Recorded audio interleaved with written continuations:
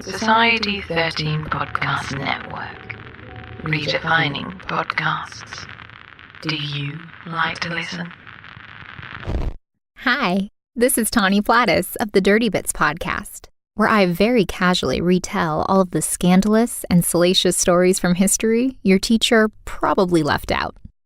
And you're listening to History Goes Bump.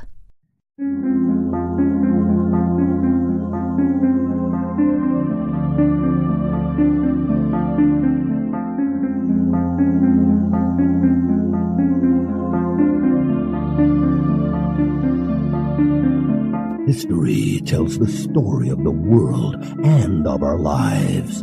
Sometimes that history goes bump in the night.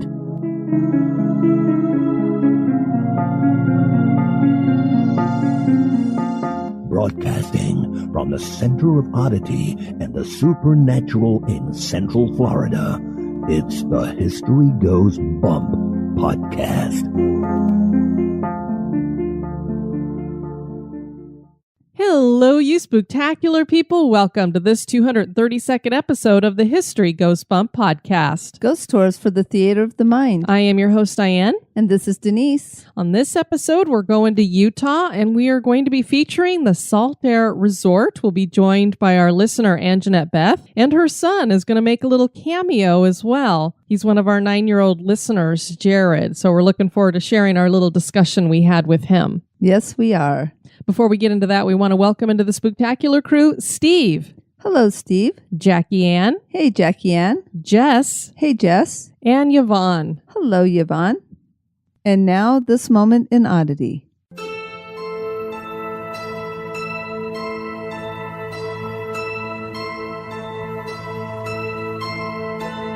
The moment in oddity was suggested by listener Annjanette Beth.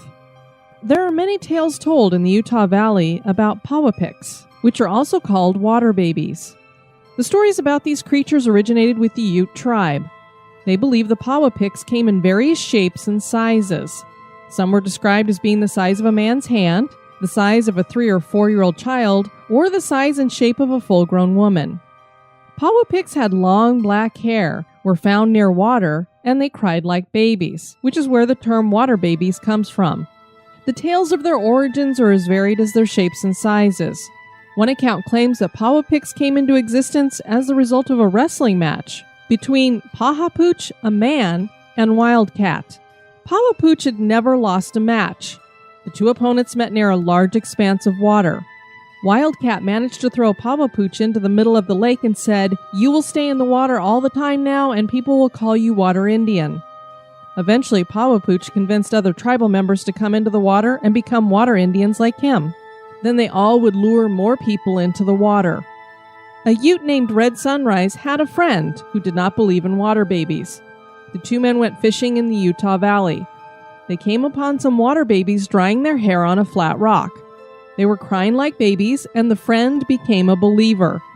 The men went nearer to get a closer look. The water babies saw them and jumped into the river. Their long hair floated on top of the water, and then the river started to rise and come nearer to the men. Luckily, the two ran away before the water pulled them in, and Red Sunrise never saw a water baby again. If water babies are not just a legend, they certainly are odd.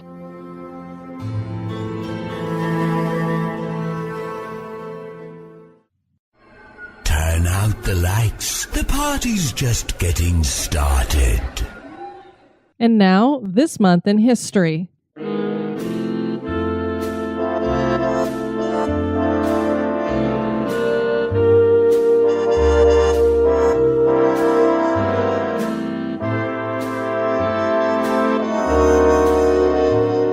In the month of November, on the 3rd in 1839, the First Opium War between China and Britain began after British frigates blew up several Chinese junks. In the 1830s, China had an isolationist trade policy that created a trade imbalance with Britain and America. British and American merchants decided to fire back by importing the one product that the Chinese did not themselves have, but which many of them wanted: opium. Soon, 90% of all Chinese males under the age of 40 were smoking opium. China decided that it needed to suppress the opium trade. The Chinese government confiscated and destroyed more than 20,000 chests of opium, which angered the British side. Some drunken British sailors killed a Chinese villager in retaliation. The British government would not hand the men over to the Chinese for punishment. British frigates blew up a Chinese blockade and started the First Opium War, which lasted for 2 years. It ended with the Treaty of Nanking in 1842.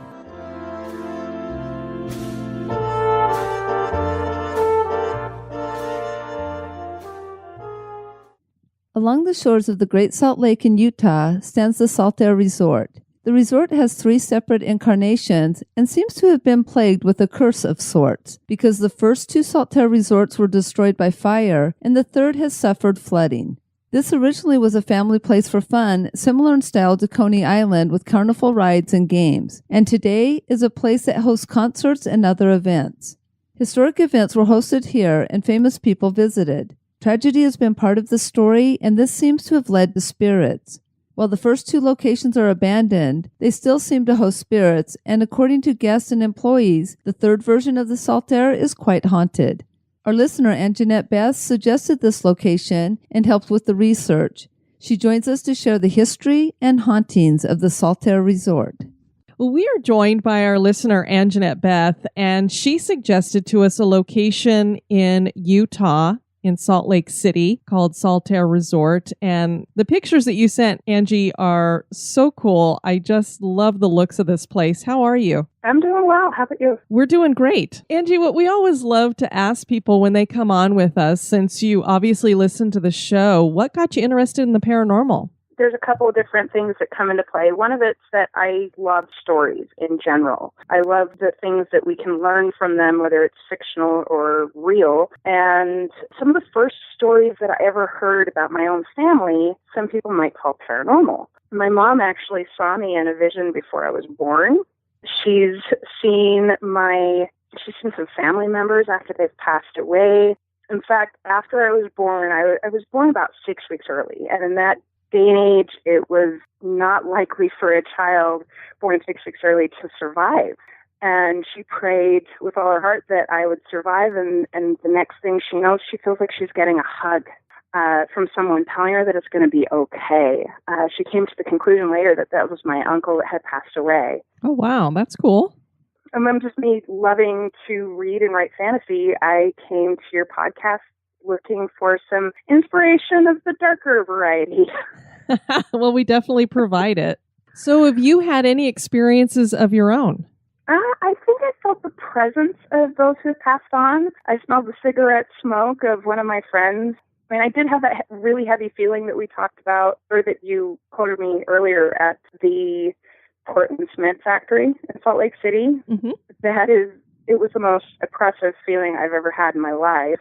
But more recently, I was at a long-term care facility that my mom has been staying at. And I was in a portion of the building where most of the patients don't end up leaving in good circumstances. Sure. Okay. And there were 2 weeks in a row, I had this strong impression while I'm sitting out in the hallway that I saw someone looking at me from across the hall. And I look up and I don't see anything but furniture. But in my mind's eye, I saw an older man that was thin, graying. I'm pretty sure he had a mustache. And I just got the strong impression he was annoyed with me. And for all I know, it was because I was on my iPod and not doing things that he probably thought were appropriate. Gotcha.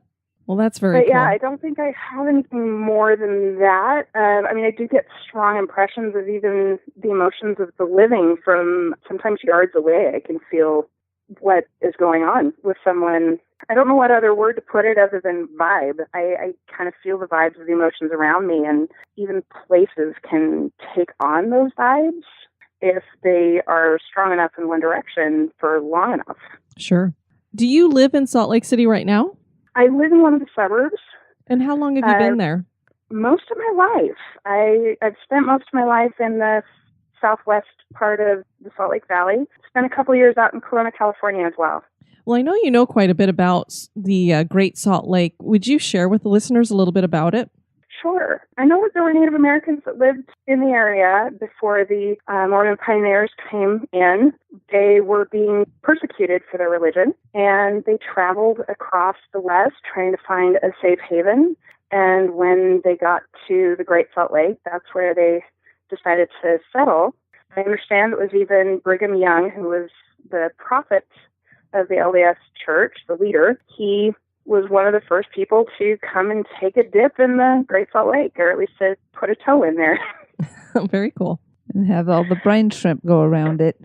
Oh, yeah. Lots and lots of brine shrimp in the Salt Lake itself. It has 5 to 6 times the amount of salt as the ocean. I think it's only, if I remember right from my notes, it was only second to the Dead Sea in how much salt there is in it. It was always, we used to go down to the Great Salt Lake from time to time since I grew up in Salt Lake City, and we'd go down there and my mom would never ever, I always wanted to order those little sea monkeys in the magazines and like in comic books, and she would never let me get them. And so, we went down and she was there, go catch your own sea monkeys. And I'm like, what? I didn't realize they were just brine shrimp. So, but I'd catch them and take them home. Yeah. What did you think about the landscape there? I kind of have mixed feelings about it myself. I don't remember as much of the landscape right around the Great Salt Lake. I just remember being in it and how you were kind of buoyant. I've also been in the Dead Sea, so definitely more buoyant in the Dead Sea, but I just remember that you just kind of bobbed in the Great Salt Lake because of all the salt there. Oh, yeah, definitely. It's a little strange when you first get there because first you see lots of scrub brush when you're there, but then you hit this spot where there's really soft sand. It kind of reminds me of California beaches when I first get to the sand area, but pretty soon you get to the salt flats, and it sounds like you're walking on like ice, and you can hear it crack underneath your feet as you're walking along. And then you get to the mud flats, and it's exactly what it sounds like. It's muddy, it's flat, and there's just mounds of the husks of the brine shrimp in lines where the water levels were. It's just amazing. And then Jared, my son, he was just fascinated by how the brine shrimp move as he takes steps. It's a little bit eerie, but also very beautiful at the same time. Yeah, that part I remember, just the density of all the brine shrimp. Well, my only experience with the Great Salt Lake is seeing it from the air. So we'll bonify you, make you official here. Okay. For once, Diane's looking at me like, I don't know what to say. She's taken over the show. Yay. So there is the Saltaire. So what do you know about that, and where was that located? It's kind of a confusing question because there's 2 locations. You've got the historic Saltaire, which is about 2 to 3 miles east of the current Saltaire. If you're going along the 201 from Salt Lake, kind of near where the airport is, and going towards where we call Lake Point, it's sort of it's about a third of the way through. It's really close to Magna, Utah, but I don't think it's part of any actual city. Yeah, so if you go to the current Saltaire, that's where you can actually see a building currently. They host lots of concerts and raves there, and people will come there for tourist attraction. They've got a little gift shop and such, but there's not a whole lot to really do there if you're not coming for a big event. And it's still a nice little place to go if you want to maybe bring a picnic with you. Really, you can walk quite a ways to the water line, and then if you want to dip your toe in, which you're a little braver than I am, I have not done that yet. It's a very interesting experience. You find pieces of wood have just been beat up by the elements. You can find partial skeletons of birds that have died there. But if you go about the 2 to 3 miles east, like I was saying, you can see the pylons of where the old Saltaire used to be. There, you can see where the train tracks used to run up to it. And there's not much left. There's big chunks of cement. There's pieces of iron that are left over, but most of it is gone. As far as the history of it, the original Saltaire was built partially as a way of showing the country that we were willing to be a part of the country, that we're not just the outsiders. And it was built kind of to rival Coney Island. Well, I know when I saw the pictures that you sent me, the ones from in the past, the black and white ones that look so cool, that's exactly what I thought of was Coney Island. Yeah, I've heard it called the Coney Island of the West. It had quite a large promenade, a huge ballroom. They had a hippodrome. They had lots of bathhouses, a carousel. There was also a roller coaster. They had lots of vaudeville acts there. I thought it was amazing that they had a bullfight there. They had a flying ballet, they called it. They had a train going to and from. You just had to wait I think it was about 20 minutes between train rides. And it cost you less than $2 to go there. And then you could rent a swimming suit and go play in the water, eat some food at either like a corn dog stand, or you could go to another one called the Leviathan, which is a big restaurant, 3 levels tall. The bottom level was kitchens. The middle level was so large they had 2 bands, one on either end of it. And then you could walk kind of on this, they had a walkway up on the top level that you could just go see the sights and enjoy the scenery. The first Saltaire was completed in 1893 on the southern shores of the Great Salt Lake. The leaders of the LDS Church built the resort along with the Salt Lake and Los Angeles Railway, with the intent of creating a wholesome getaway for families, friends, and couples to go for entertainment. The structure was designed by architect Richard K.A. Kletting, and it had a Moorish styling with onion-shaped turrets and was placed atop 2,000 posts and pilings. Signs challenged visitors to try to sink. The high salt content made people float like a cork in the lake, and so it was a pretty good challenge. The Saltaire was one of the first amusement parks in America and soon became the most popular family destination west of New York. That's pretty amazing. Very amazing. That's really cool. The Saltaire expanded in 1905 with the building of the Ship Cafe. It was 200 feet long, 90 feet wide, and 70 feet tall. The lower floor held the kitchen, the second floor was for dining, and there was a promenade on the top floor. This was a place for fun, but as is the case with these types of places, tragic events, accidents, and deaths do occur. The first fatality occurred in 1896 when Charles Monica suffered a heart attack and died while swimming in the lake. With the spotlight on this location, it was the perfect place to host a popular boxing match between Pete Sullivan and Cyclone Johnny Thompson in 1910. There was a boxing match that had so many people there that when they all left to exit at the same time, the stairs and the floor actually gave way and quite a few people fell into the water. It was a pretty big event. Yeah, that's definitely not a good way to spend your vacation. Definitely not. Hundreds of people fell into the lake. Dozens were injured, 7 of them seriously, but no one died.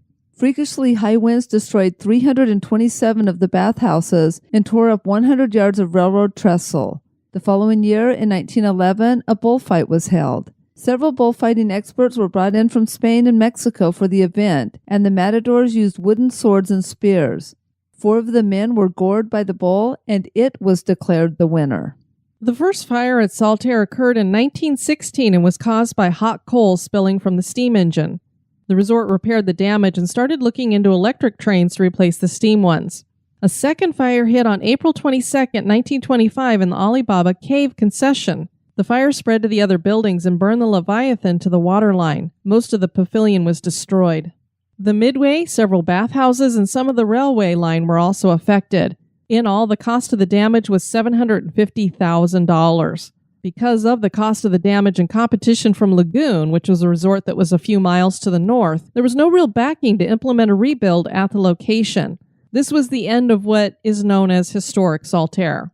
New investors decided to build a bigger and better lakeshore resort with a larger dance floor at the same location. This dance floor brought big-name bands in that included Glenn Miller and his band. Saltaire 2 opened on May 29, 1926. Not only was the dance floor better, but the swimming was as well. A permanent dike had been built, along with spillways and waterways that brought water to the swimmers. Even diving mules were brought in to attract visitors. During the 1920s, 500,000 visitors came to the resort each year. Even with these crowds, the Depression and other new entertainment avenues like motion pictures took their toll on the success of Saltaire. It struggled to keep operating. Then in July of 1931, Saltaire caught fire again, this time in the funhouse area. 7 different amusement areas caught fire. A gust of wind pushed the fire to the Great Racer roller coaster. 10 lines from 2 water pumps were needed to put the fire out. This time the damage cost $100,000. Workmen were repairing the roller coaster the following year when a 70-mile-an-hour wind blew down the scaffolding. Planks of wood that were 20 feet long were blown more than 100 feet from their location. Many of the workers fell into the lake, and 2 of the men died in the accident. In the 1930s, multiple sewage companies contaminated the lake, especially near the shore of Saltaire. Adding further to its troubles, the water levels dropped significantly in 1933, creating a longer walk to the shoreline. By the beginning of World War II, the resort was closed to visitors. The resort reopened after the war but struggled further. Another fire broke out in 1957, starting in the boiler room. Denise, I'm thinking fire and this resort do not mix. No, it's crazy because I guess Colorado and Utah are kind of near the desert, especially in some parts, but that is just crazy that this one resort is just like boom, boom, boom, fire, fire, fire. Yeah, I mean, I understand this is the early 1900s and we're coming into the 50s here. So maybe building standards weren't what they are today. Obviously they weren't, but still, I've never seen so many fires in one place. It does make you wonder if there wasn't some kind of curse going on. It's like, what did they build on top of over here? It's weird, though, because the Great Salt Lake is right there, so you wouldn't think that there would have been anything of any real significance there before. So you have this fire that broke out in 1957. That same year, on August 30th, the remains of the roller coaster was blown down by 70-mile-per-hour winds. Thankfully, nobody was riding it at the time. This was devastating for the resort because it was the biggest attraction that they still had. The doors closed again and were only opened occasionally for performances and special events. Then that one ended up being abandoned for some time, and that's where Carnival of Souls was filmed after it had been beat up a bit and abandoned. I understand that that's quite a popular film. I'm wondering if you ladies have ever seen it. I have not, but I definitely have heard of it. And Denise definitely no, because she just does not do horror movies. So that one she definitely wouldn't watch. It's not my thing either. Yeah, so... But yeah, I know people who've seen it and have loved it. The director of that movie, Herc Harvey, claimed that the, quote, place was so scary that he felt as though the ghosts of the place that had been partying there had just left for the night. So he definitely felt like the place was haunted. The book Lost Landscapes, Utah's Ghosts, Mysterious Creatures, and Aliens claims that orbs and ectomyths were caught during the filming process of Carnival of Souls. So that one ended up burning down. We don't know if it was because of vagrants or maybe someone was doing something there that they shouldn't have been. But eventually, after that burned down, it took quite some time before they built the new Saltaire, which I think was built in the 80s. And shortly after that was built, it flooded. So what you're telling us is that the Saltair Resort, there's been 3 incarnations of it, and all 3 of them have had some kind of disaster. Yeah. Exactly. No wonder you refer to it as cursed. I'm not sure who started referring to it as cursed, but I'm guessing that it might have started with the second burning. They had other things happen there, too. In 1888, they had a suicide. A man that went by Curly went off the train and started walking a little ways, and he took off his jacket and his hat and just jumped right in. And by the time they got to him, he was already dead. Wow, so that already is making this not a pleasant thing. Curly Wallace, so does anybody know his backstory at all, or they just knew his name? They did talk about how he had several jobs. Quite a few people knew him. It sounded like he was a bouncer.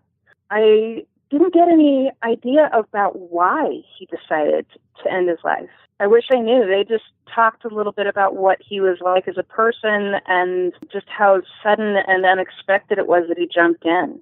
Denise always tells people not to tempt the spirits, but apparently at Saltaire, they don't listen to that kind of advice. And at the first one, they held some kind of a seance there. Yes. I don't have any details, but when I saw that, of course, I immediately thought, don't tempt the spirits.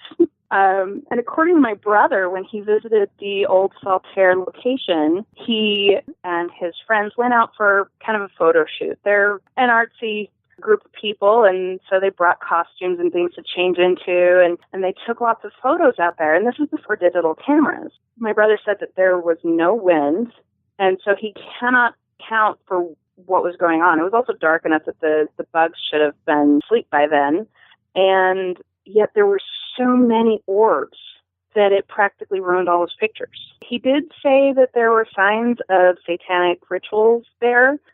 that there were some symbols that had been known for that purpose, that he saw graffiti out there of that variety. And so he thought there might have been something more sinister going on there.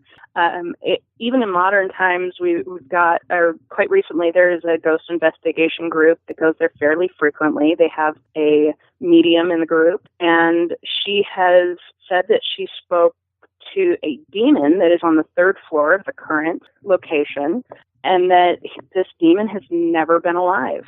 And this is at the one that is standing today. Correct. That is correct. And there are other spirits that have been seen there too. My son would like to share his experience with this demon, or that he thinks he might have had. When my son and I were there, he thinks he might have seen some red eyes from the kitchen that they have on their main floor. That it might have been the demon. Hey. Hi, Hey. how are you? Good. We're so glad that you listened to the show. You really like it? Uh-huh. That's very cool. How old are you again? 9. You know, we like to ask kids that we talk to. We talk a lot about spirits and ghosts and stuff on the show. Do you have any ideas about what you think a ghost is? I think that a ghost is somebody that has passed away, or organism that science is impossible to explain. We like to try to figure out what has happened with those spirits and figure out why they are acting like that or looking like that. And that's what I think ghosts are. Oh, wow. That's a great concept of what they are. That's partly what I think's going on there. And like you said, it's so hard because scientists want us to have all of these things that we can measure to prove that they actually exist. And it's really hard to measure that. So your mom told us a story about when you were out at the Saltair Resort. Do you want to tell us a little bit about it? It was actually really weird, and well, it wasn't just weird, it was actually kind of fun to explore somewhere that had ghosts. And when I actually saw those reflections, I actually figured out that it was actually just, those were not actually eyes. It was just a reflection off a Coca-Cola vending machine, and yeah, it's cool. Well, you know what? That happens to a lot of us. I'll think I see something and I'll be like, whoa, what was that? And then you look at it closer and you're like, oh, it's not what I thought it was. And that's really good that you do that. We call that debunking or trying to get to the bottom of something. It's because people don't want to believe you when you tell them those stories. And so that's why you go in and you say, I'm going to look at this a little bit closer so that I can see if that's really what it was. So it's great that you did that and figured out, oh no, it wasn't a couple of red eyes looking at me. It was just that darn Coke machine over there reflecting. Yeah, and I actually did hear debunk in one of your podcasts. I'm actually glad that it was just a Coke machine, because I think if I ever saw something like what you thought you saw, I would be so scared I would pee my pants. Yeah, Luckily, I'm brave enough to not do that. Thankfully, you're brave enough not to do that. Yeah, we always say that Miss Diane needs Depends, which are like grown-up diapers.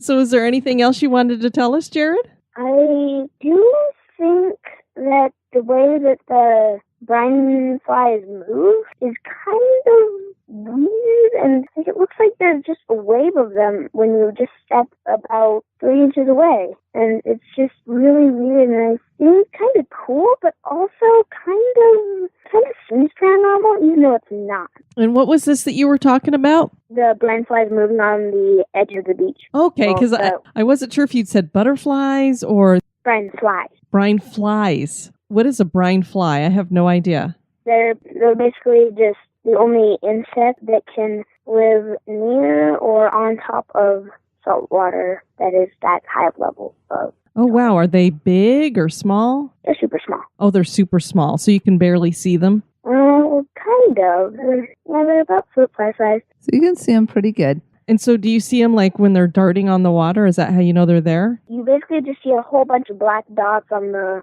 edge of wherever it is, and then if you step close to them, you can actually hear them pushing the wind back. Oh, weird. Cool. I'm not really into bugs. I hope they don't bite, do they? No. Oh, good. Yeah, we'll have to get Diane down to the Great Salt Lake someday. She's never been there, but it's a pretty cool place, huh? Mm-hmm.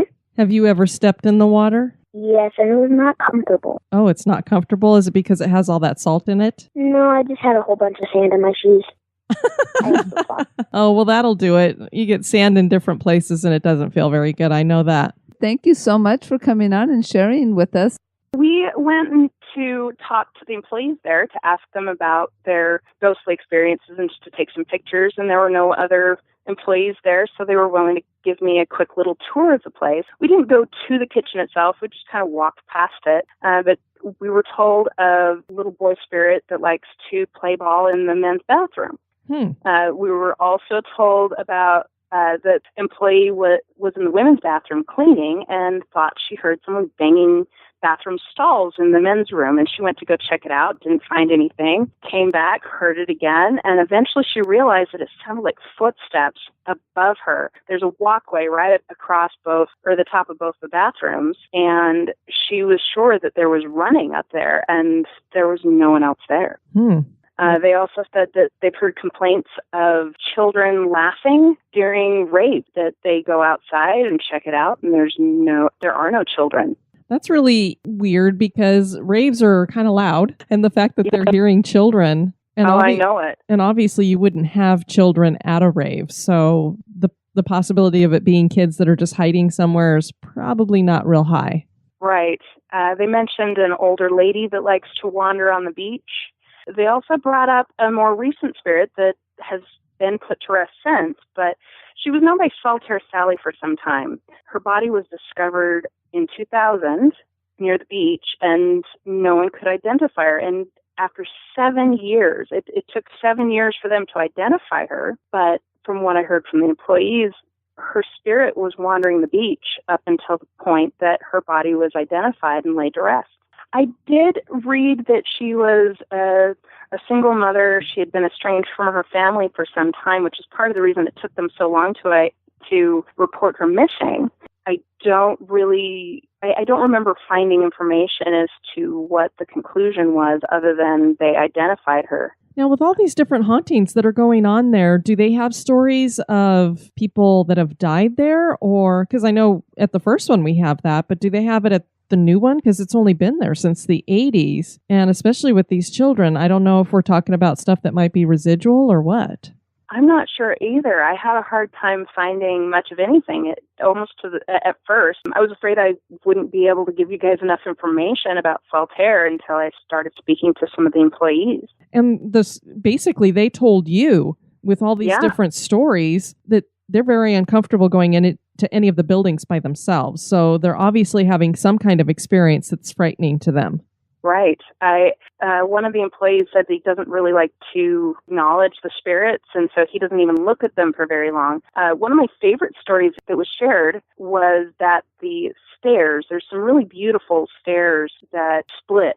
You probably saw that picture in there, but he said that those stairs have been brought in from a Salt Lake City hotel, and that he thinks that the spirit that hangs out on those stairs may have come with the stairs. That's interesting. We've heard that a couple of times for locations where it seems it's an actual object or parts of the building, like the wood or something that they've brought over from some other location and used it to rebuild or something. And it seems like the spirits are connected to whatever that building material is, or in this case, a staircase. Right. Wow. How many people, is he the only one who's seen this man's ghost, or several of the employees? He's the only one that talked to me. I only had 2 employees to talk to. One told me about the incident with the bathroom, and the other about the gentleman on the stairs. But they also mentioned about an employee that had passed on that the medium had a conversation with and was able to deliver a message to their family. Out of respect, I won't share any more details than that on that subject, but it just seems like a very interesting location, and I love the architecture, whether it's the new location or the old, although the old was much fancier, of the onion turrets that they have gone with. The new one is basically just one large building, almost one. You've got the main concert hall area. You've got a few employee rooms and rooms for those that are performing, but there's not a whole lot to the current Saltaire. It's definitely not a resort or any place that you can check in. You're just coming there for some specific event or just as a tourist. So probably one of the first infamous folks in the Salt Lake Valley, I think, was a man named Jean-Baptiste. He came from Australia. We're not exactly sure if, I don't think that was his first home, but they're really unsure about when he was born. But he traveled eventually to the Salt Lake Valley, and he lived really close to the Salt Lake City Cemetery, and he became the gravedigger. He was the gravedigger for about 3 years.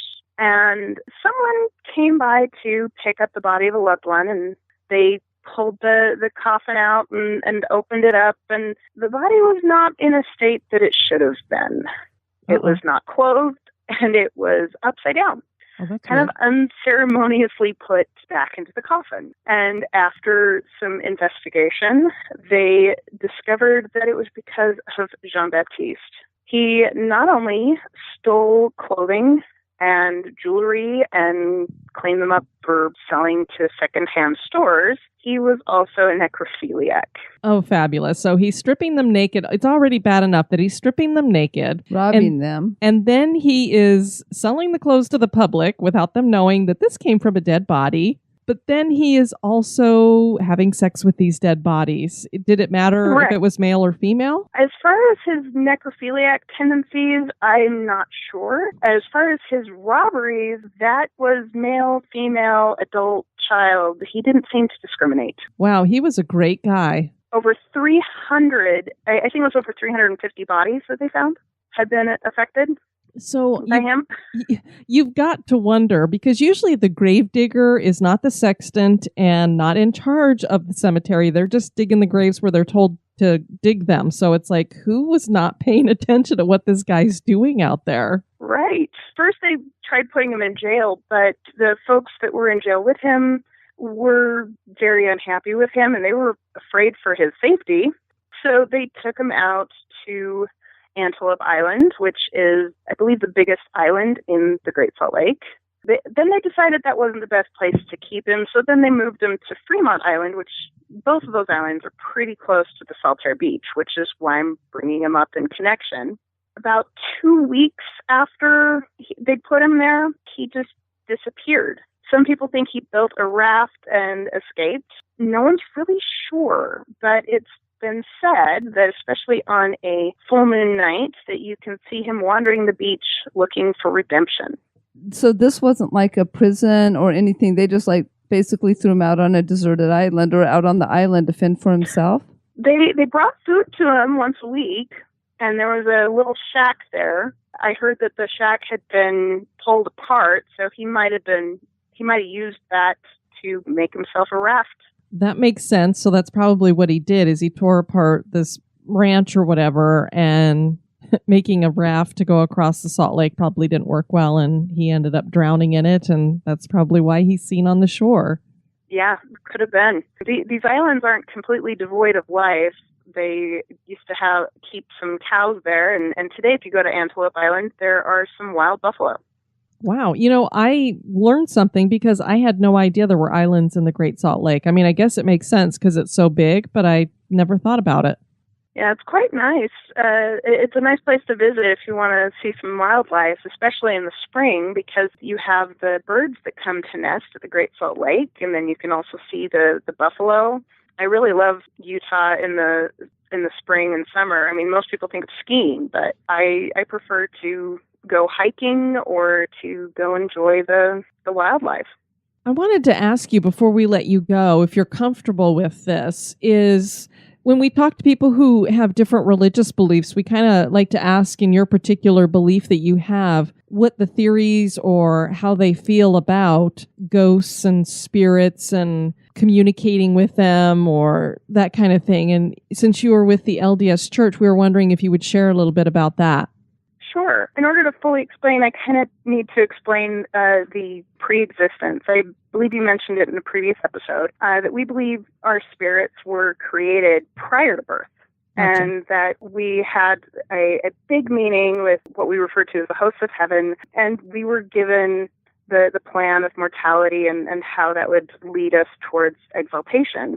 And there was a difference of opinion, basically. Lucifer wanted to force everyone to obey God's law so we would all be saved. And there were about a third of the hosts of heaven that agreed with him. And instead, Jesus said that we should all have the choice, have free will. And basically, Lucifer and all of his followers were kicked out of heaven. And that's probably the closest thing that we have to demons, those evil spirits that followed Lucifer. Interesting, because, in some of the other Christian beliefs, they believe that it was other fallen angels that happened to be there. So you guys believe that it's some of these pre-existing spirits that went with Satan. Exactly. Can I ask you real quick about that? Because what's interesting is you believe then the spirit comes down when the body is ready here on earth. With the ones that have followed Satan, do they have the opportunity to have a body on earth? No, they don't. And that is one of the reasons that they want us to fail, that they tempt us and try to deceive us into doing things we shouldn't be doing. Be miserable like them. It might explain why you have possessions and stuff, too, so that they can feel what it's like to be in a body. Exactly.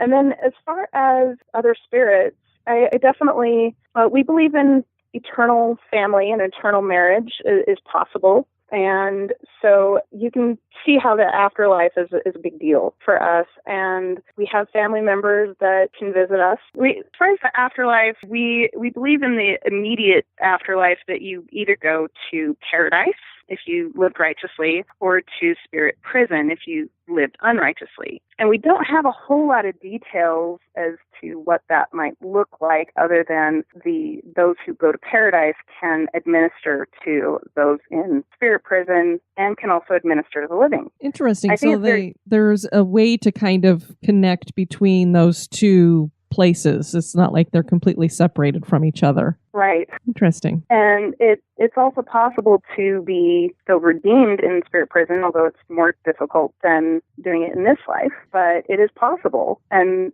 so I kind of personally wonder, and now I'm kind of going over into some of my personal theory that is not religion. I wonder if spirit prison may be here on this earth in some form, and if some of the spirits that are in that state are amongst us, and that's why some of them seem like they're trapped in a specific location. Maybe they can't forgive themselves, forgive others, or to get past whatever it is that occurred to them or whatnot, to gain their own forgiveness even. Interesting that you said that, because I think, was it the interview that we just did with the gentleman that's joining us on the haunted cemeteries this month? We were talking about people being trapped here, and that's one of the things that I've kind of put out there is I don't know that there is an actual, you say spirit prison, other people might say hell, and I wonder if that's not what this is. And that's why we have these spirits that are lost here and wandering around and stuck in places, because, I mean, to me, that would be hell.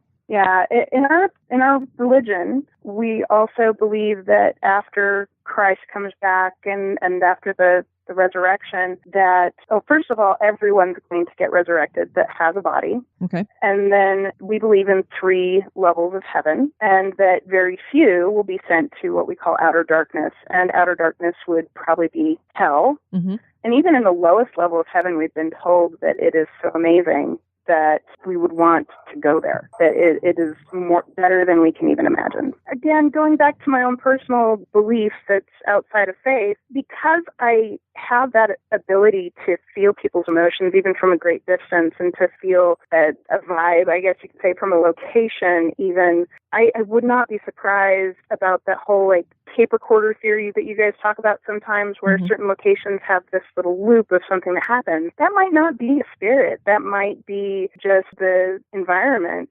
absorbing a particular event. Yeah, I think there's so much that we don't understand about the world around us. So like you said, I don't know if it's just some kind of energy reflecting back, but it has nothing to do with a particular spirit at all. Just one of those things. I feel like I should share one more story with you. Mm-hmm. My aunt had a heart attack at a fairly young age, and she had an afterlife experience. And during that time, while she was outside of her body, she visited several locations in the blink of an eye, several holy locations in our faith. And she also visited some family members that had passed on, including her daughter that had died at 3 days old. She also saw her sister who had died at the age of 8. And all of them she saw in an adult form in the prime of their life. Like even her grandmother that had passed away, she saw in the prime of her life. And she said it was beautiful and that it was better than you can imagine. But this all happened in probably less than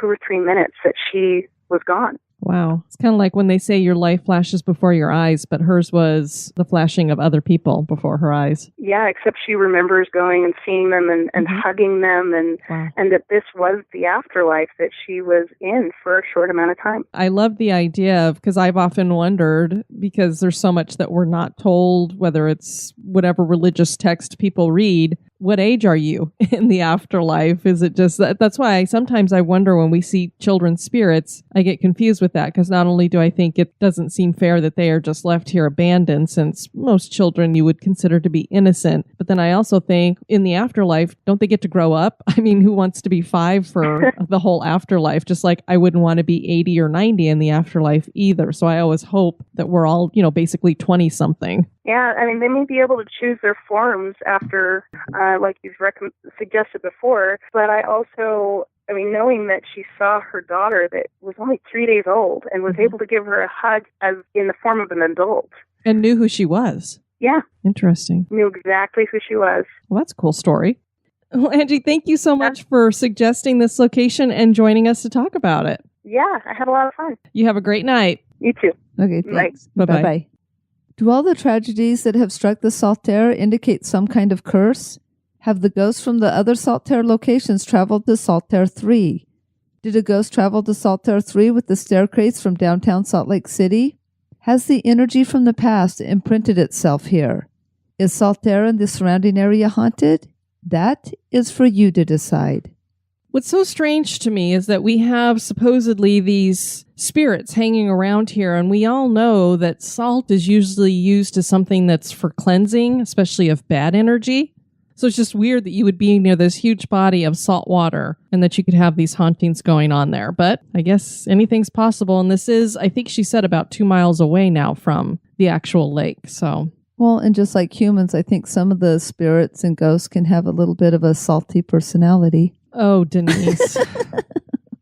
We'd love to have you guys check out our website at historygoesbump.com. And Denise, if people want to send us some feedback, where can they do that? They can do that at historygoesbump@gmail.com. We did get an email from Jen. It says, "Hello, Diane and Denise. I wanted to let you know that I really enjoyed your episode on the creepy legends of Sabah. I don't live in Malaysia anymore, so I don't often get to revisit the stories I heard growing up. Thanks for the trip down memory lane. Malaysia has many legends and creepy stories that I hope you can do more episodes on.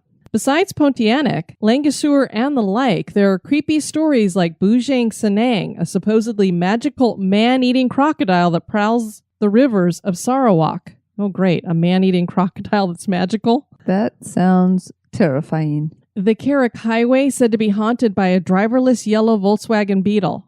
Oh, Denise, there's one of your favorite cars right there, and it's haunted. So it's like Christine gone hippie. And St. Michael's Institution, a school that was once the headquarters of the Japanese secret police, where people have seen severed heads hung from trees and a headless Catholic priest reciting the rosary. Oh my gosh, you don't get any creepier than a headless Catholic priest. Well, that story is similar to what the girls told us at the school that they went to, that they saw severed heads in the tree. Well, thank you so much, Jen, for writing us. And we got a lot of good feedback on that. So apparently everybody loved hearing about the legends in Malaysia, especially from the girls themselves. It was a lot of fun putting that out there. Time for a road trip. Road trip to Malaysia? Well, so we'd have to ship the camper and then a road trip. Great. Yeah, I don't think I'm going to be camping in Malaysia, especially if there's a man-eating magical crocodile. We also heard from Taylor and the Spooktacular crew about the Whaley House. OMG, OMG, OMG, y'all. I just went on the craziest haunted tour in San Diego. There were experiences all over the place. First, my phone wouldn't recognize my fingerprint to unlock. That's never happened before. Almost everyone around me caught orbs and pictures. A girl next to me saw floating blue lights. A woman saw a full apparition of the Whaley family's house cat. A few women felt pressure on their chest. Best tour ever. We have got to get out to the Whaley House when we go out to California for sure. Yes, we definitely do. So we're looking probably within the next couple years, y'all. We also got an email from Tony. We want to thank you for sending that to us, Tony. And then Katrina commented in the Spectacular Crew about a dream she had. Last week, I had a dream that I was changing the oil in my car and the jack failed, and as the car was falling down on top of me, I woke up. My mother called me this morning to tell me that her cousin died yesterday. A car jack failed and he got crushed under a car. Oh, wow. That is crazy. I didn't know him, so don't feel like I need condolences, please, but oh my God, how weird, right? And I thought, wow, that sounds like a premonition dream to me, because to have a dream like that, period, is kind of weird, but then to have it actually be somebody that's in your family and that's exactly how he died, because that's kind of a weird way to die. Not many people get crushed under a car because a car jack fails. Well, that's what I was going to say. It's not something that's just a common occurrence that happens, so that is very, very much. Well, not only did we want to share this just because that was kind of weird, but then we had some of our other crew members jump in and talk about similar dreams that they had had. Jason said, yeah, I had a weird similar situation many years ago when I was in high school. I had a dream that my life was falling apart and I shot myself. God, I can't imagine. That's a horrible dream. On my way home from school, my neighbor's mom stopped me to let me know that her son, who I was friends with, had committed suicide the night before with a gun. Oh, geez. Wow. Yeah, so I mean... And how weird, because it obviously was a neighbor and they were friends, but to have that kind of a dream that was connected. Lisa commented, 20 years or so ago, I told a close online friend of mine that I dreamed I went to visit him and his wife answered the door and she was pregnant. I'd never met his wife. He called me 2 days later to tell me she just told him she was pregnant. So technically he, quote unquote, knew before she did. I just want these people to give us the lotto numbers. That's all I'm asking for. Yeah, and we don't even need the big win. You know, a couple mil would be perfect. Yeah. And I'm telling you, if we win the big one, everybody's going on a cruise with us. Oh, yeah. So. History goes bump cruise. Woo woo. So put your minds together and get those numbers. Susan commented, this was my experience in 10th grade. I had a dream that my mother drove me to school. We reached a particular corner immediately before turning left for the school. Right before we turned, we were hit from behind. The right front wheel cover came off, hitting an oak tree. 2 people got out of the car, a brother and sister who also attended the school. The next morning, after I woke up and had breakfast, Mom drove me to school. Immediately before we turned left, a car hit us from behind. All details, including the brother and sister, were the same as in my dream. Can't explain it to this day. Wow, that's definitely a premonition. May commented, and these are just people who are in our crew. Wow, just blows my mind. Years ago, I helped give tours of an old prison that was closed. I dreamed that my brother was a ghost in the prison. I told him that he didn't belong there and he could not be a ghost because he was still alive. He looked at me with such a sad look. 2 days later, I got a phone call that my 36-year-old brother had a massive heart attack. He had actually gone into cardiac arrest but was revived. Oh yeah, I believe. So thank God he didn't die, but how weird that she had a dream that he was a ghost and then he has a heart attack. Oh geez, that would be so frightening. And finally, Gina commented, I have had that happen where I have a dream. In my dream, I saw myself and my dad in a hospital room crying, but I could not see who was in the hospital bed. The next day, my grandpa passed away, and me, my dad, and family were all at the hospital crying over grandpa. Just amazing. Thank you for sharing all of those in there. And so I thought I would share them with our listenership as well. Yeah, thank you for sharing those. Those are so personal. It's really neat to have you open enough to let us read those. But the other thing is, it just makes me grateful that I don't remember my dreams very much. Also want to point you guys at another new podcast out there that might be up your alleys. It's called Oddballs, and it's about oddities and mysteries and weird stuff. So it's kind of like our Moment in Oddity, only expanded out more. And I love that it's hosted by 2 women who just got married to each other, Denise. Oh, that's super cool. We have a couple of reviews from Apple Podcasts. The first one is from Wormy McWormface. Love that username. Great show, 5 stars. This is one of my favorite podcasts. It's well researched and always fun to listen to. I'd love to hear some more episodes about West Virginia hauntings, though. Food for thought. Well, you're right. I think we've only done one, and that was the Lowe Hotel, and then we included the Mothman in with that one. So I think that's all we've done in West Virginia. So you know what? I have looked up some more on that, and I believe I have one coming up. If not in December, in January, we do. VMommy X4, thanks friends, 5 stars. You clean house, sew, crochet, and keep me company on long drives. Love.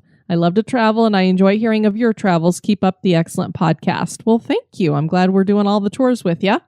And then Denise, very exciting. We got our first review from Indonesia. Oh, super cool. Very excited. This is from HB1337, a very interesting listen, 5 stars. These two ladies are a lot of fun to listen to, also very informative, a recommended podcast. Well, thank you for leaving that. We get so excited when we hear from those of you who are in other countries, especially when it's a new one for us. We want to thank you guys for listening to this episode. I've been your host, Diane. And this has been Denise. You take care now. Bye-bye. This episode has been brought to you by our executive producers. Thanks. Have a spooky experience that occurred at an historic location? Want to give us feedback or have a suggestion for the show? Share it with us at historygoesbump@gmail.com.